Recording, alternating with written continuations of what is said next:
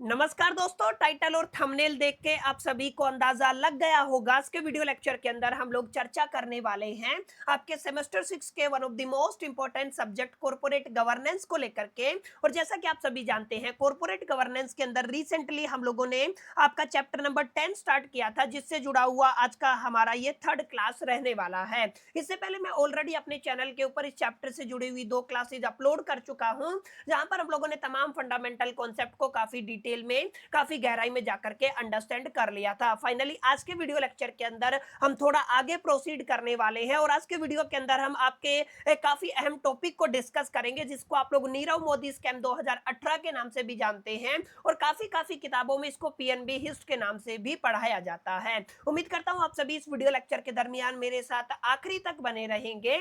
और हाँ, अगर आपको ये वीडियो हेल्पफुल लगता है, कंटेंट यूजफुल लगता है, तो इस वीडियो को लाइक करके अपने तमाम दोस्तों के साथ शेयर जरूर करेंगे। तो विदाउट वेस्टिंग द टाइम चलिए शुरू करते हैं। आई होप कि आप सभी को मेरा स्क्रीन विजिबल होगा और यहाँ पे आप सभी देख पा रहे होंगे।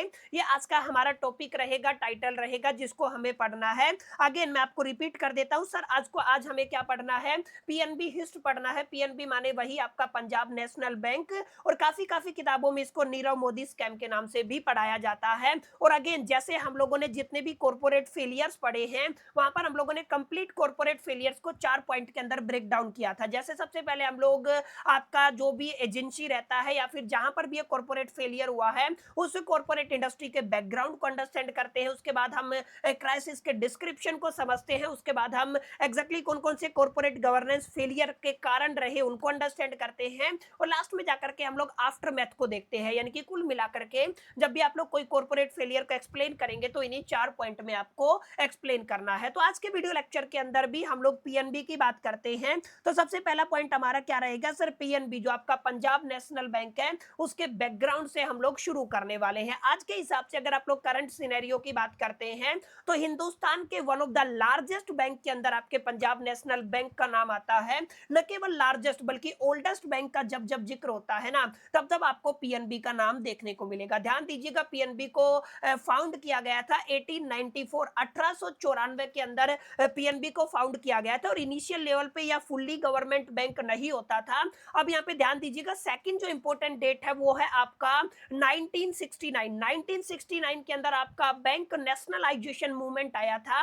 बैंक नेशनलाइजेशन मूवमेंट के अंदर एक आपका सेंट्रल रोल प्ले किया था आपके पंजाब नेशनल बैंक ने। और ध्यान दीजिएगा, उसी टाइम पर ये आपका जो बैंक है ये फुल्ली गवर्नमेंट ओन्ड बैंक बन गया था। ठीक है, तो ये आपका छोटा सा बैकग्राउंड है किसका? पंजाब नेशनल बैंक का। जब भी आपका ये टॉपिक अगर एग्जामिनेशन के अंदर आता है तो आपको इसी तरीके से एक्सप्लेन करना है। ध्यान दीजिएगा, यहाँ पे लिखा हुआ Punjab National bank PNB is the one of the India's oldest, मैंने बताया, and the largest public sector bank. ध्यान दीजिएगा, पब्लिक सेक्टर बैंक को मैं यहाँ पे शॉर्ट फॉर्म में पीएसबी के नाम से लिखूंगा। तो जब जब मैं पीएसबी की बात करूंगा तो आप सभी के दिलो दिमाग और जहन के अंदर बैठ जाना चाहिए, सर हम लोग किसकी बात करने वाले हैं? पब्लिक सेक्टर बैंक की बात करने वाले हैं। इसको फाउंड कब किया गया था सर? 1894 के अंदर, 1894 के अंदर। इसके बाद मैंने बताया इसने आपका एक सेंट्रल रोल प्ले किया इंडियन बैंकिंग एक्सपेंशन के अंदर। कब? जब आपका बैंक नेशनलाइजेशन मूवमेंट हुआ था, एग्जैक्टली 1969 के अंदर ये आपका बैंक नेशनलाइजेशन मूवमेंट हुआ था। और उसी टाइम पीरियड पे ये आपका फुल्ली गवर्नमेंट ओन्ड बैंक बन गया था। ठीक है, तो ये कुछ बातें हैं जिनको आपको समझना है। अब यहाँ पे ध्यान दीजिएगा, की स्ट्रक्चरल फीचर्स को काफी इंपॉर्टेंट है, क्योंकि जब आप लोग स्कैम को समझेंगे ना, यही पॉइंट आपको काफी हद तक मदद करने वाले हैं। सबसे पहले आप लोग समझिएगा आपके पीएनबी के ओनरशिप स्ट्रक्चर को। तो ओनरशिप स्ट्रक्चर के अंदर majority stake held by the government of the India. मैंने बताया ना, ये जो आपका जो टाइम पीरियड था 1969, उस टाइम पे ही आपका फुल्ली गवर्नमेंट ओन्ड बैंक बन गया था। इसका मतलब अगर आप लोग ओनरशिप स्ट्रक्चर की बात करते हैं तो पीएनबी के अंदर जो आपके मेजॉरिटी स्टेक्स होल्ड करते हैं वो कौन करता है? गवर्नमेंट करता है। अब यहाँ पे ध्यान देने वाली बात ये है माय डियर फ्रेंड्स, अगर आप लोग यहाँ पे बड़ी ही एक मिनट, जस्ट ए मिनट।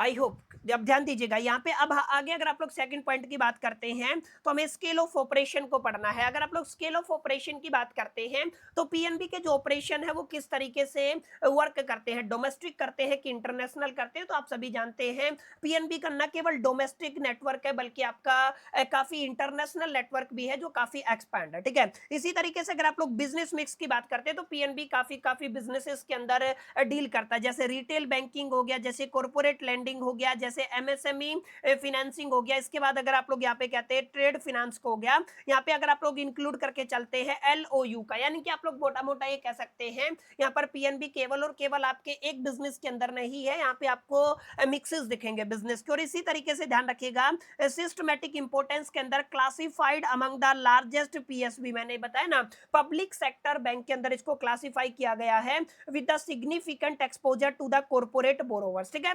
तो कुछ बेसिक बेसिक पॉइंट है जो आपको समझने हैं अगर आप लोग इस पर्टिकुलर पॉइंट को अच्छे से एक्सप्लेन करना चाहते हैं। यहाँ तक आपको बैकग्राउंड क्लियर रहा होगा, स्ट्रक्चर भी आपको सभी को समझ में आ गया होगा, और ये आपके कुछ कुछ बेसिक पॉइंट जो हम लोगों ने डिस्कशन किए वे भी समझ में आ गए होंगे। अब यहाँ पे ध्यान दीजिएगा, अब हम काफी इंपॉर्टेंट टॉपिक को पढ़ेंगे, प्री क्राइसिस। प्री क्राइसिस का मतलब आपका जो गवर्नेंस आर्किटेक्चर इन पीएनबी किस तरीके से काम करता था। देखिए जब आपका क्राइसिस से पहले की अगर आप लोग बात करते हैं तो ऑन पेपर आपको ऐसा कुछ दिखता था कि सब कुछ वेल स्ट्रक्चर्ड है। जैसे अगर आप लोग बात करते हैं तो आप लोग लिख सकते हैं before the fraud PNB follow had all the standard governance mechanism. PNB क्या करता था, तमाम स्टैंडर्ड गवर्नेंस मैकेनिज्म को फॉलो करता था।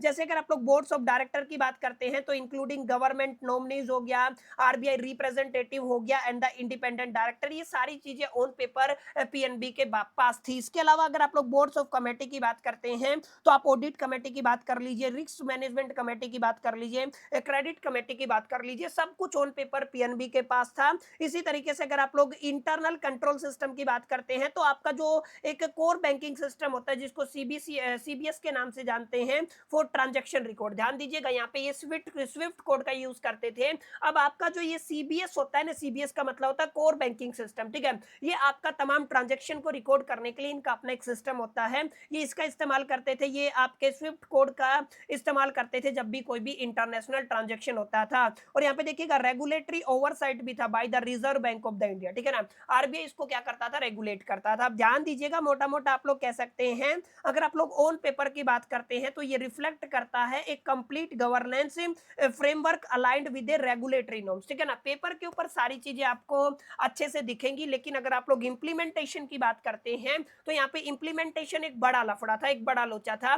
और लैक ऑफ द इंप्लीमेंटेशन की वजह से, कि बड़ा कारण था लैक ऑफ द इंप्लीमेंटेशन, जो जो चीजें यहाँ पे लिखी हुई है ना, अगर उन पे इंप्लीमेंटेशन होता तो कहीं ना कहीं ये जो आपका नीरव मोदी स्कैम है ये नहीं होता, ठीक है। तो ये कुछ कुछ बेसिक बातें थी जो आपको बैकग्राउंड को अंडरस्टैंड करने में आपकी काफी हद तक मदद करेंगी, और उम्मीद करता हूं आपको यहाँ तक चीजें क्लियर भी रही होगी। अब अगर आप लोग थोड़ा आगे बढ़ते हैं तो यहाँ पे ध्यान दीजिएगा, काफी इंपॉर्टेंट पॉइंट यहाँ से निकल के आने वाले हैं। Punjab National Bank fraud must be understood within the governance architecture of Indian public sector bank which are characterised by, माने अगर आप लोग यहाँ पे इस फ्रॉड को समझना चाहते हैं ना तो कुछ बेसिक पॉइंट्स को गो थ्रू करना पड़ेगा। यहाँ पे देखिएगा ओनरशिप का डिफ्यूजन हुआ, यानी कि diffuse ownership but the dominant government control, ठीक है ना। इनके आपका जो गवर्नमेंट है उसका डोमिनेंट कंट्रोल रहा और ओनरशिप क्या हो गई, डिफ्यूज हो गई। और यहाँ पे ध्यान रखिएगा board structure often constrained by the limited autonomy, board का जो आपका स्ट्रक्चर था वो क्या था, कंस्ट्रेंड था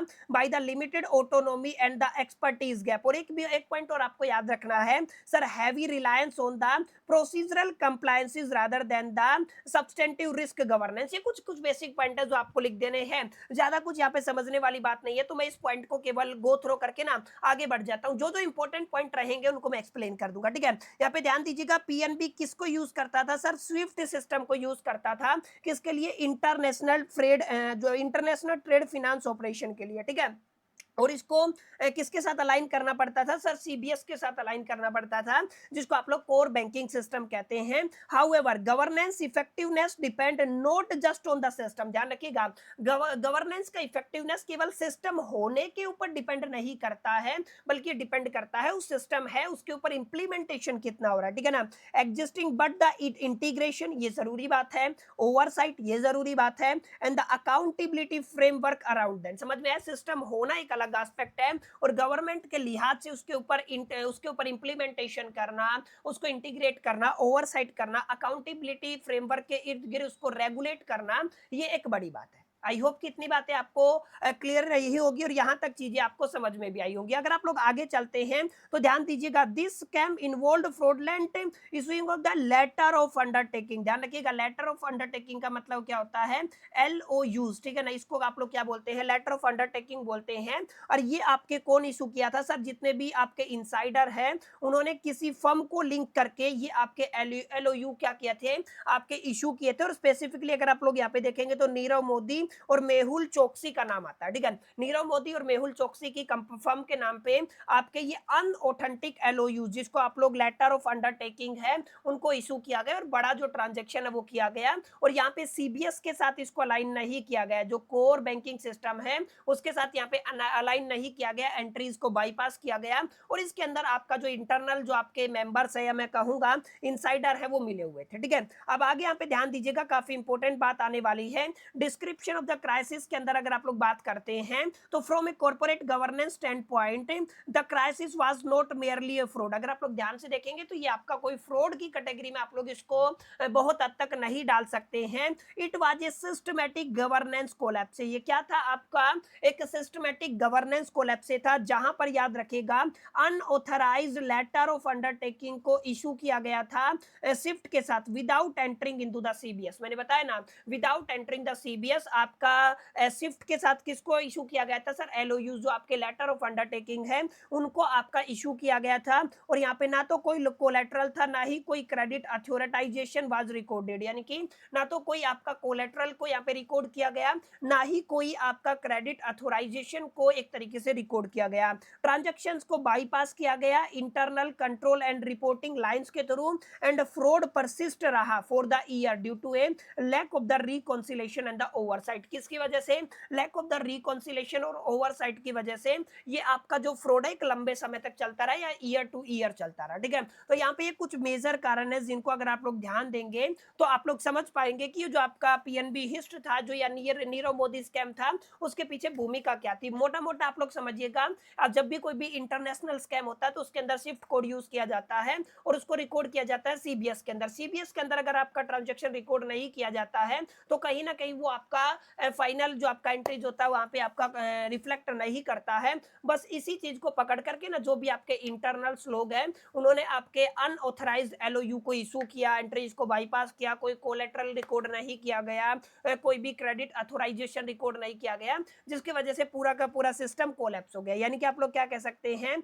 this credit A parallel of booking liability structure and fundamentally violating principles of the transparency। इससे क्या हुआ, जो आपके फंडामेंटल प्रिंसिपल है जैसे ट्रांसपेरेंसी, अकाउंटेबिलिटी और इंटरनल कंट्रोल, इंटीग्रिटी, ये सब क्या हो गए माय डियर फ्रेंड्स, एक तरीके से वॉयलेट हो गए। इतने बड़े स्कैम को यहाँ पे अंजाम दिया गया। तो कुछ मोटे मोटे पॉइंट्स है माय डियर फ्रेंड्स जिनको आपको समझना है। अब आते हैं मेन मुद्दे पर जो आपको पढ़ना है। सर एग्जैक्टली वो कौन से पॉइंट है जिनको पढ़ करके हमें ये पता चल सके कि आपका जो मेजर कॉर्पोरेट फेलियर है वो किन किन कारणों से हुआ था। तो यहाँ पे आई होप कि आप लोग देख पा रहे होंगे, कोर कॉर्पोरेट गवर्नेंस फेलियर हम लोग पढ़ने वाले, ठीक है। तो यहाँ पे कुछ 5 या 6 मेन रीजन हैं जिनको आपको पढ़ना है, जो कॉमन रहते हैं करीब करीब, कहीं पे कोई पॉइंट इंक्लूड किया जाता है, कहीं पे एक्सक्लूड किया जाता है, वो डिपेंडिंग अपॉन द सिचुएशन। तो सबसे पहला है बोर्ड लेवल फेलियर। सबसे पहला क्या है, बोर्ड लेवल फेलियर था lack of the effective oversight. ध्यान दीजिएगा, एक लंबे समय तक अनऑथराइज्ड LU को इशू करना,